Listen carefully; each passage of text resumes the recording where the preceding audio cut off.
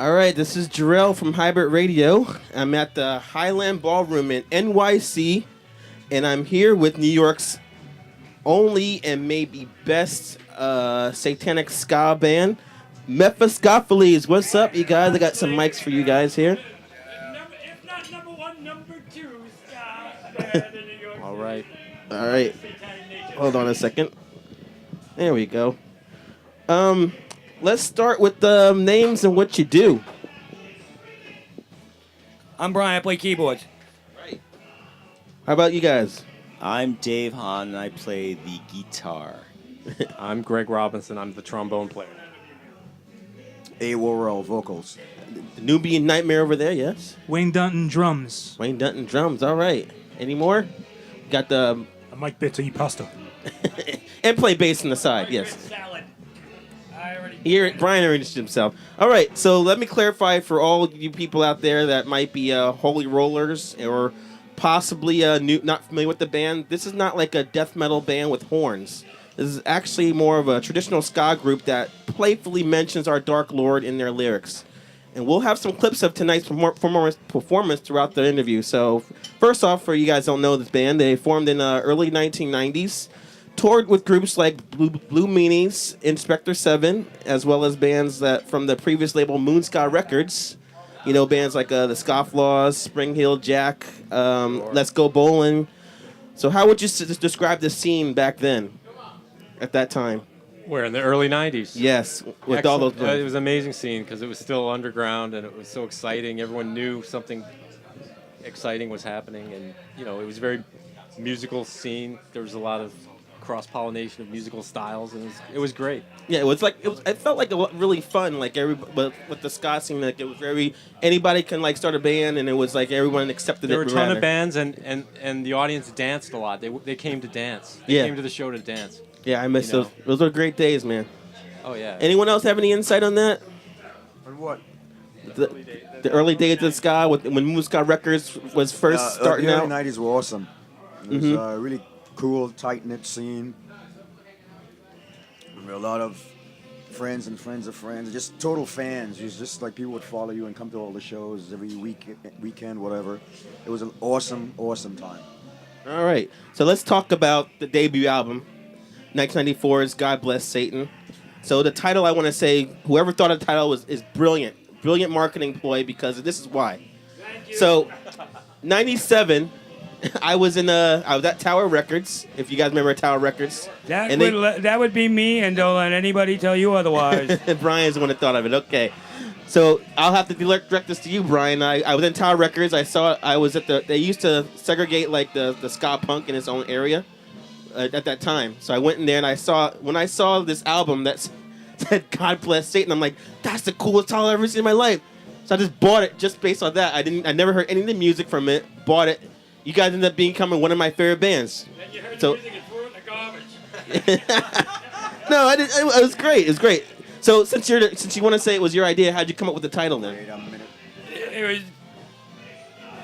It was just like a play on words. It's just like, well, God blesses everything, and why wouldn't He bless Satan as well? True.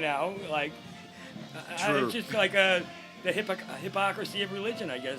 It's just a joke. Yes, it's somewhere in the Bible saying that, I bet. So God bless him. He did it one time. That's right. So I want to compliment the album once more. Like, I love how each song flows to the next song. It's like it's a goddamn masterpiece, I gotta say. So pick up that album if you can. So with the Bumblebee Tuna song, the last song, I love the song, but would you guys really say that's the best thing for a sandwich? Like, what's wrong with Chicken of the Sea or like even Kroger or Homedale is my favorite, even though it's not technically like tuna, but like, why did you pick that one as the best tuna? We couldn't find anything to rhyme with boar's head roast beef. Very true. Anybody else have to say?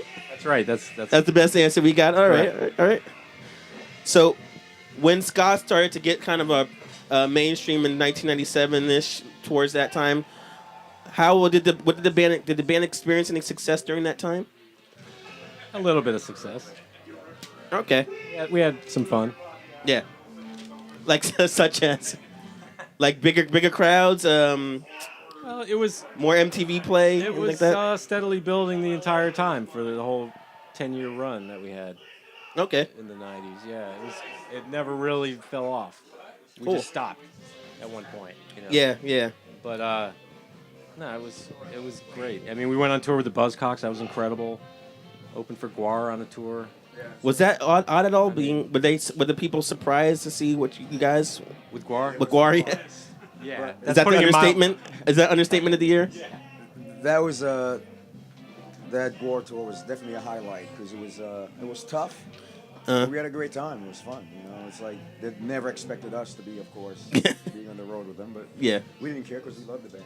We enjoyed the shows every night. You know, so it was cool. Okay. The Melvins were on Uh-huh. the tour before us, and they dropped off. Mhm. And so they just went down in alphabetical order, and we were the next band, and so we got the gig. Okay, that sometimes that works. I mean, the Meat Puppets weren't there, so they went right to you guys. So.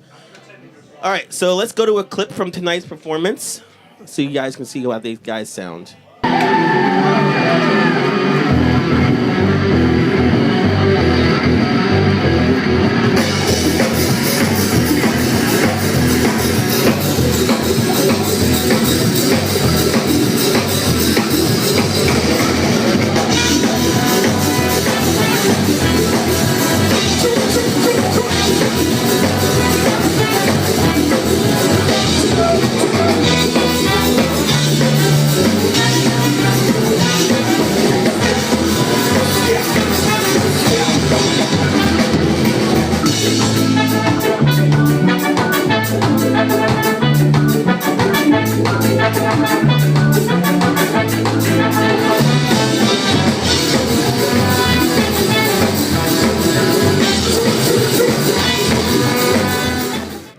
All right, and we're back.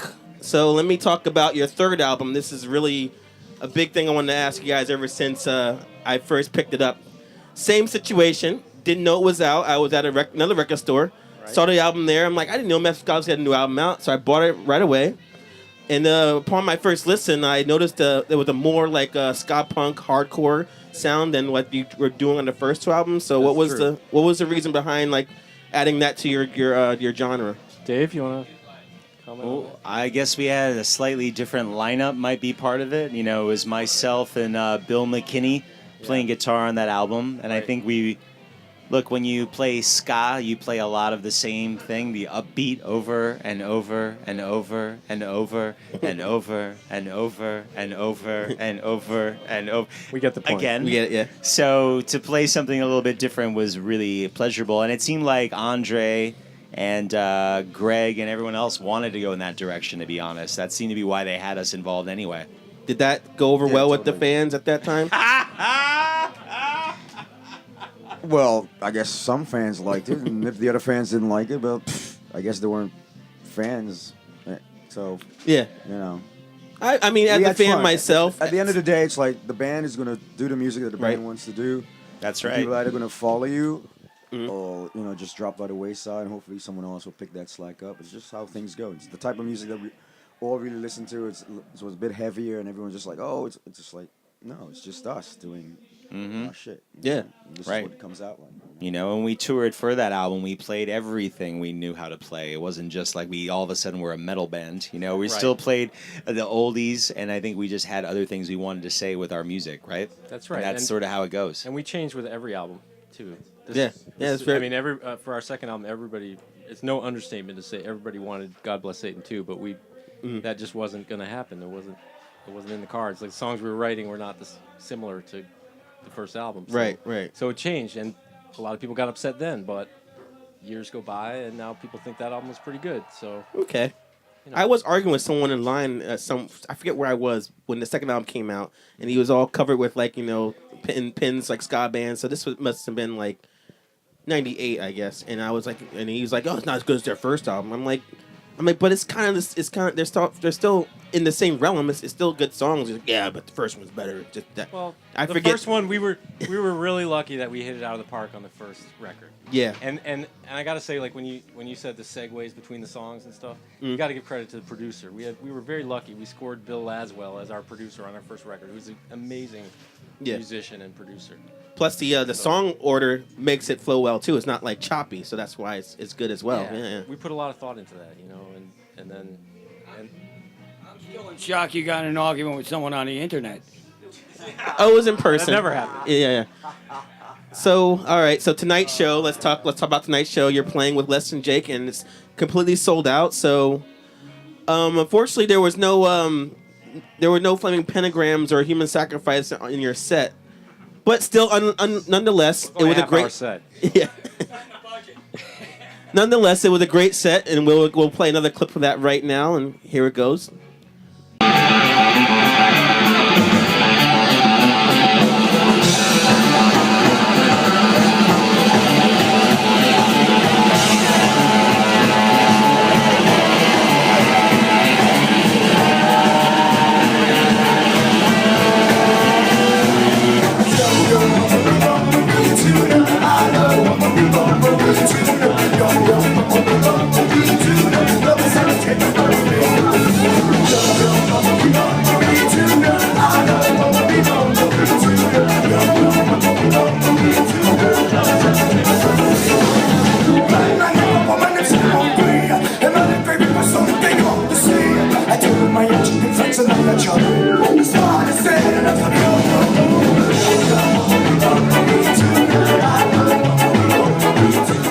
All right, we're back again.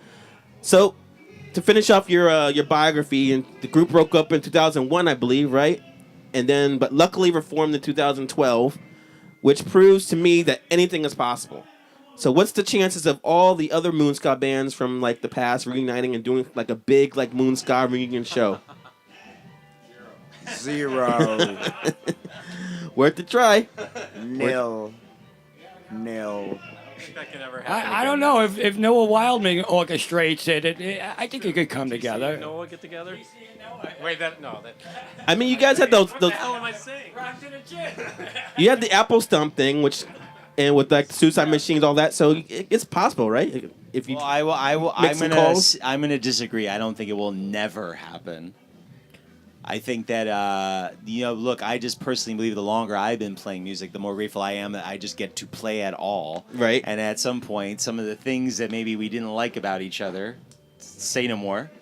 We'll all be water under the bridge, and we'll just want to have a good time. Like what our personality. Just say no more. Say no more. That's it. Otherwise, he's a nice guy. It's just his personality. But you gotta also understand a lot of time has passed since then, and some Right. people don't want to play in a band anymore. That's But true. it's nice to be with these guys who still want to play, because I still want to play too. Passive. Aggressively passive. Very good. all right. So last year you guys released an EP. Any plans of a full length album soon, or Yes. Indeed. okay? And Lots of music. What else is we in- want to release upon the unsuspecting dopes people call the public. the masses, if you will. Any other plans for the future with the band? You guys Critics touring and the some record more? companies. You guys touring? What's the rest of the tour like, you guys, after tonight? We have a gig on Friday at the Grand Victory with a Steel Toe Solution. Then we have a gig in Philly with with the bands we're playing with tonight, Jake and Westbound. And after that, April, we have some stuff lined up that's not quite Not ready to announce yet. ready to announce. All right, we won't break it now, you guys. Going I'm to sorry. Texas in May, though. We'll be in great state of Texas in the middle of May. Oh, I think I might be out there too, actually. Austin, or where are you going to be at? Houston, Austin, San Antonio, Dallas. Oh, maybe we'll run into it again. May 12th through 15th. I'll try to hit you up if I'm there. All right, so finally, if everyone wants to answer this question, it's the hypothetical question I ask all bands. If you could sleep with anyone in the band, who would it be and why? It would be ex-member Gina Latessa because I happen to be sleeping with her right now. Next. Well, I can't beat that, so I'll just abstain from the Yeah, conversation. this question. Yeah, no comment. Yeah, no comment. We have to ride in vans with each other for 20 hours. We don't want to. I guess we have to assume We it have might a have good happened balance already. now. The vibe is good now. We don't want to mess it up. All right, so we'll do this one. We have a second question then. Usually, if people don't answer that one, if it's too awkward, I go for the less awkward one. So, if you can have a superpower, what would it be and how would you exploit it? It would be super spelling, and it would be only for evil. How about you, Dave? What? I'm sorry, I missed the question. If you had a superpower, what would it be and how would you A exploit it? superpower.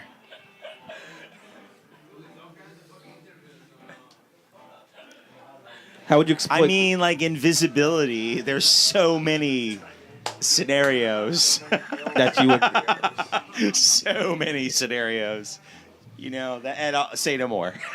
All right, Greg, how would you exploit I don't the know. power? Problem with picking a superpower is then everything's fine, right? After that, right? Like you can do anything. So Yeah, what would you do with it?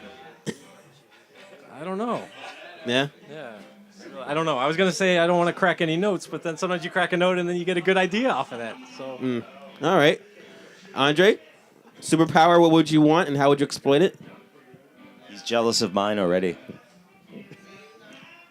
I would be a true magician. No David Blaine kind of style? Something? No. Okay. I would be a true manifestation of a magician. How about you, man? Super- Maybe controlling the passage of time. Okay. All right, cool. So, where can people contact you guys beside the website or Facebook? either or, either one is good. Facebook, whoops, Facebook or Mephiskapheles.com.